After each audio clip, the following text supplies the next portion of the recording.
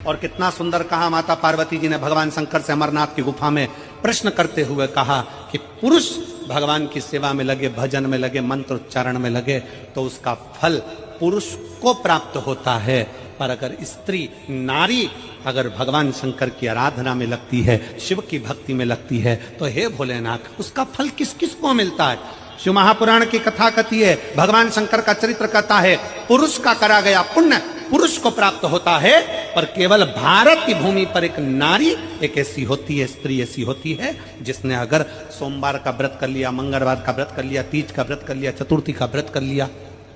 छठ का व्रत कर लिया, पंचमी का व्रत कर लिया, नवरात्रि के व्रत कर लिए, कोई सा व्रत कोई सी पूजन अगर भारत की भूमि हो, चाहे देश विदेश की नारी हो, अगर कोई स्त्री व्रत करती है तो उसका फल केवल स्त्री अकेली को नहीं मिलता, उसका फल उसके बेटे को, उसकी बेटी को, उसके पति को, उसके ससुर को, उसकी सास को और उसके मायके को, सबको प्राप्त होता है। ये नारी के द्वारा किया गया पुण्य का फल उसके पूरे परिवार को मिलता है। नहीं आई, घर में छोटे से बच्चे हैं, वो 10-10 रुपए 5-5 रुपए मांगते रहते हैं और उसको कुरकुरा का चिप्स का पैसा भी घर का पिता ना दे, पत्नी एक साड़ी के लिए बोलती रहे और साड़ी ना मिले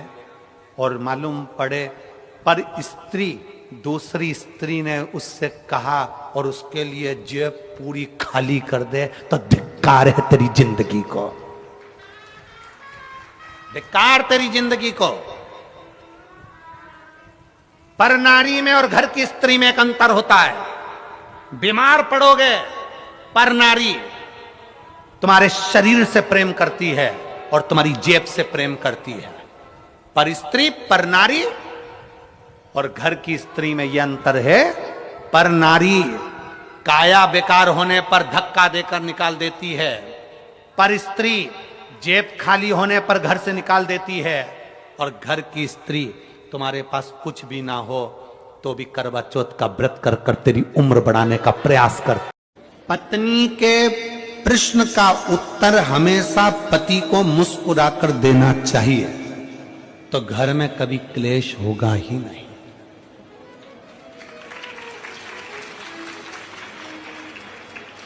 जो तुम चिढ़कर बोले वही मुस्कुराकर बोल दिए होते तो शायद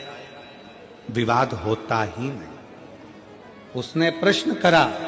और तुमने चिढ़कर उत्तर दिया, क्रोध में चिढ़कर उत्तर तो दोगे ना। मेरे जीजाओं, बिगर उत्तर दिए तुम सही से रह भी नहीं सकते, उत्तर तो तुम दोगे, पर इतना सा निवेदन है मेरे जीजाओं से कि अगर कोई प्रश्न जीजी ने करा है तो उसका उत्तर तो देना है, भले लेट दोगे, बाद में समझाओगे, लड़ाई होने के बाद नॉर्मल होकर उत्तर दोगे, कैसे भी दोगे, पर उत्तर तो तुम दोगे। तो वही उत्तर जो तुमने चिढ़कर दिया, क्रोध कर दिया, बहुत ज्यादा गुस्से में दिया, अगर वही प्रेम से दे दिया होता तो विवाद होता क्या? जम के तो बोलो जरा।